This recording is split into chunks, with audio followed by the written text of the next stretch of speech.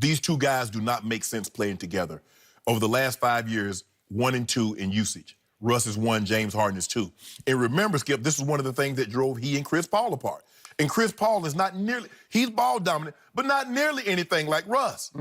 And it just doesn't make sense to me. And we all talked about over the last month, Skip, the bad contract that Chris Paul had, 3 years, $120+ million. Well, you take on Russ, who has an even worse contract, 4 years at 171.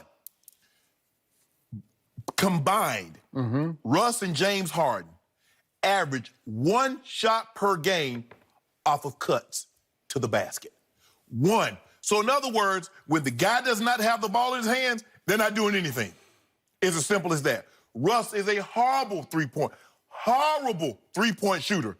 What do the Rockets do more than anybody in the NBA, Skip? Jack up threes. So you get a guy that's terrible at jacking up threes. That's what he wants to do anyway. And you pair it with James Harden. Skip, I get it. They played together from, 2009 to 2012.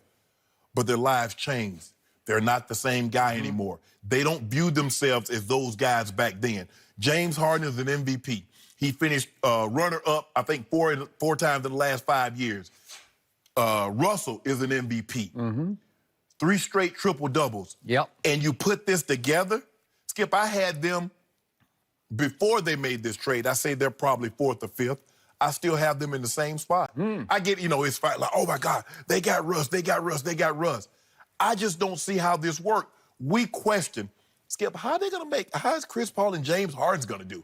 James Harden is really high in usage, 1 or 2. Chris Paul is like 4 or 5.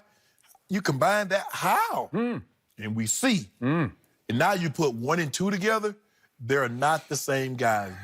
Their lives are not the same from 2009 to 2012. I agree. And you put this together, I just don't see how it's going to work. I get it.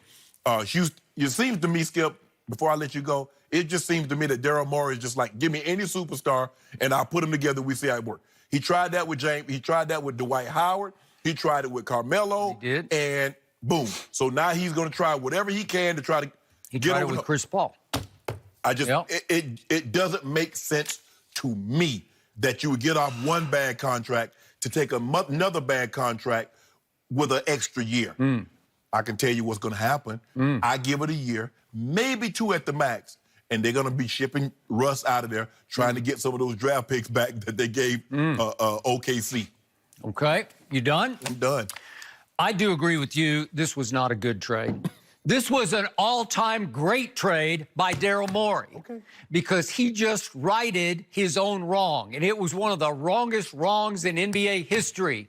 For reasons I still can't explain, to your point, he gave Chris Paul just a year ago this albatross of an anvil of a contract that was hanging around Daryl Morey's neck and dragging this whole franchise down because Chris Paul was about to make 38.5 and then the next year 41.4 and then the next year at his option $44.2 million.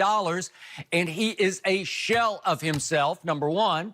And Daryl Morey couldn't see this coming, I guess, but he became the toxic enemy of one James Harden, who is the most valuable player in that franchise. Do not invite him. They could not live or work together at the end of the season. Could they did work together. Fixed it? State Farm commercial. State Farm. They had State Farm going, and I told you, I don't know how they got through the commercials. They must have had mediators on both sides, just calming both of them down, saying, remember, you're making $5 million or whatever it is, $10 million off this 1 hour of shooting, right? Are they going to run any more of those commercials? I don't know. Is Chris Paul is the State Farm agent going to continue to live with him in Oklahoma City or Miami? Yeah, you got to go with him. Yeah. Okay, he lives with him, right? It's great. Yeah, I got to get one of those guys. They just live with you. I need one of those guys. So not only did this, let's start with just the addition by subtraction. We kept saying there is no way Daryl Morey's going to get out from under this deal because nobody's going to take it. Somebody took it. It's over. Kaboom. It's gone. And did he have to part with anybody except Chris Paul? Is Clint Capella still there? Yeah. Yeah. Is Eric Gordon still there? Yep. Is PJ Tucker still there? Yeah, he's there. Is Austin Rivers? I love Austin Rivers. Is he still there? Yep. Yeah, and Gerald Green and Daniel House, and they're all still there. Except for addition by subtraction. He's gone. Maybe he'll wind up via Oklahoma City to Miami. We don't know yet. But he's out the door, out of sight, out of mind. And you didn't harm your roster at all. So now we go back to, is Russell Westbrook better than Chris Paul right now? Well, let's just do it in a vacuum. Let's just do it on paper. He's 10 times better than Chris Paul is right here, right now, just in and of himself. Especially with the ball in his hands. Okay, but I'm saying just as a basketball player, both sides of the ball, because Russ defended at a high level last year. Last couple of years, He ain't better than Chris Paul. Okay, yes, he is. He is now. None of the Chris defense. Paul has lost his quickness. He looks a little heavy to me. He just looks like he is on the wrong side of 30. Okay. That's what he looks like to me.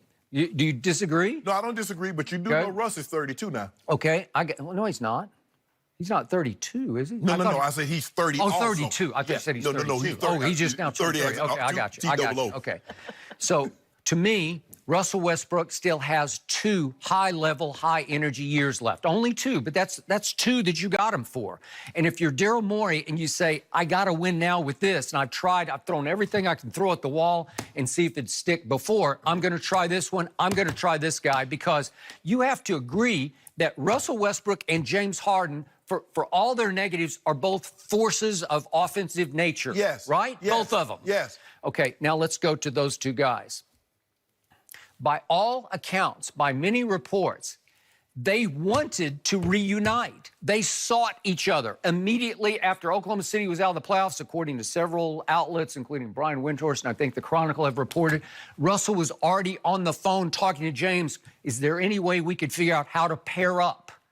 So they both had equal interest in reuniting. James wanted Russ, Russ wanted James. Why would they want each other? Because they know each other. And they did have the advantage, the immense benefit. It's not like they were just buddies who have never been teammates. They were teammates, to your point, for 3 years.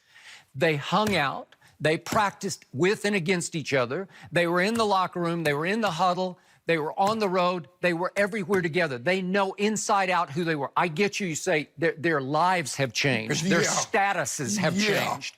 But along the trail, each has won an MVP, right?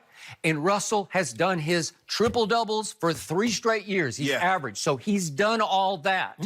But they wanted to get together because they do know that for 1 year, especially that last year together, when James Harden was the 6th man of the year, he averaged 17 points a game for that team. So he played a lot of basketball on the same floor with Russell Westbrook, who at that point averaged 24. So 24 to 17. So it worked a little bit. Can you give it just a little bit? Yes. Right? Yes. Because they were paired up a lot.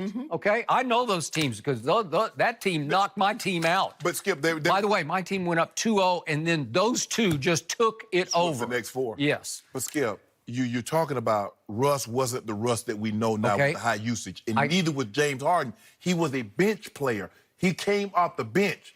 Okay? Just remember, though, there's a connection. There's a soul connection because they're both, here we go again, Southern California. They're L.A. products, right? Yes. And they're just a year apart.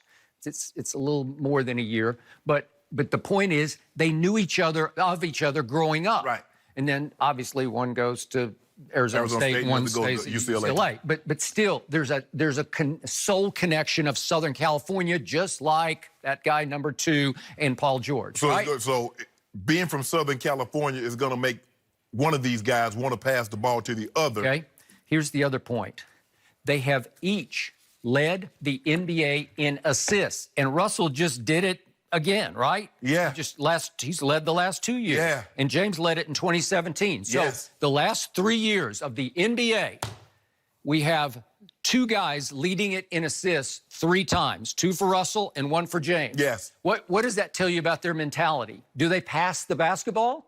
Yeah. Is it all shot? Is it just total gunnery on both cases? No. They pass. You have to be able to pass the ball some to lead it in assists. Am I right? Oh, yes. Okay, so you have two guys capable of high assists, like double-digit assists. Yes, and two guys high usage. Okay, I got you because you're right. 1-2, 2-1 for the last 4 years. It's just gone back and forth between those two. Yes. Okay, now, what do they have in common at this stage and age of their careers?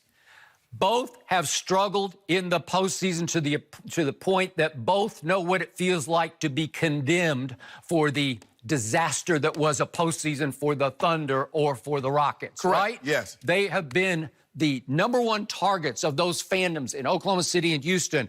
Where were you, James Harden? Where were you, Russell Westbrook? Okay. We can't overcome you and you. So now they're sharing a blame dynamic that they've both experienced, and they're both at that 30 mark where they're starting to say, wait a second, I don't have anything to show for all my accolades. Oh, right? you think they think that? Yes, I do think they think that. Okay. And it is time for one or the other to sacrifice to try to win something in this league, or they're both going to go down.